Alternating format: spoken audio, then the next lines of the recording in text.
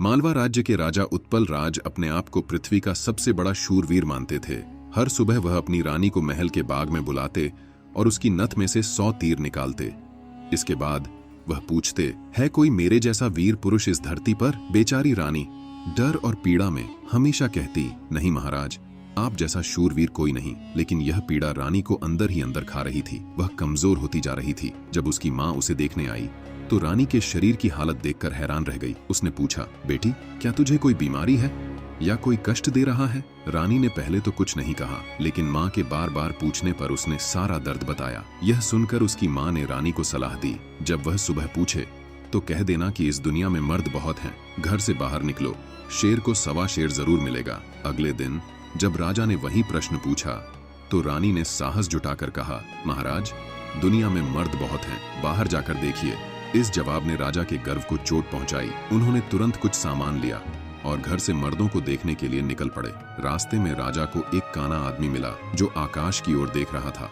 राजा ने पूछा, तुम ऊपर क्या देख रहे हो? काने ने जवाब दिया, इंद्र के अखाड़े में परियां नाच रही हैं। राजा ने ऊपर देखा लेकिन कुछ नहीं देखा। काने की दिव्य दृष्टि ने राजा को चकित कर दिया। वह काना भी राजा के साथ चल पड़ा। आगे चलने पर उन्होंने एक युवा तीरंदाज को देखा जो 100 कोस दूर तीर मारने की क्षमता रखता था। वह भी उनके साथ मर्द देखने चल पड़ा। थोड़ी दूरी पर उन्हें एक लंगड़ा आदमी मिला जो दिव्य गति से चलता था। वह भी उनका साथी बन गया। वे चारों एक नगर पहुंचे जहां राजकुमारी का स्वयंवर चल रहा था। स्वयंवर की शर्त थी कि जो व्यक्ति 50 कोस से 2 घंटे में हंसता पान बोल सुपारी लाएगा, वही राजकुमारी से विवाह करेगा। लंगड़ा आदमी इस चुनौती को लेने के लिए तैयार हुआ।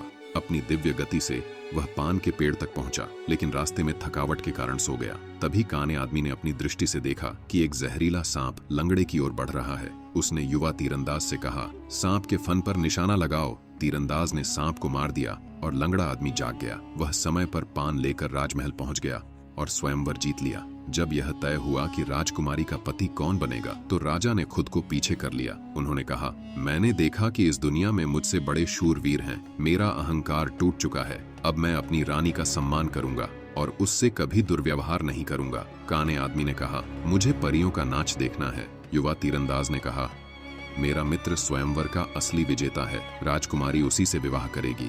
लंगड़े व्यक्ति का विवाह राजकुमारी से हुआ और चारों ने खुशी खुशी अपनी राह पकड़ ली। अगर अभी तक आपने हमारे चैनल को सब्सक्राइब नहीं किया तो सब्सक्राइब करो और वीडियो अच्छी लगी तो लाइक करो और कमेंट में बताओ आप कैसी कहानी सुनना पसंद करेंगे।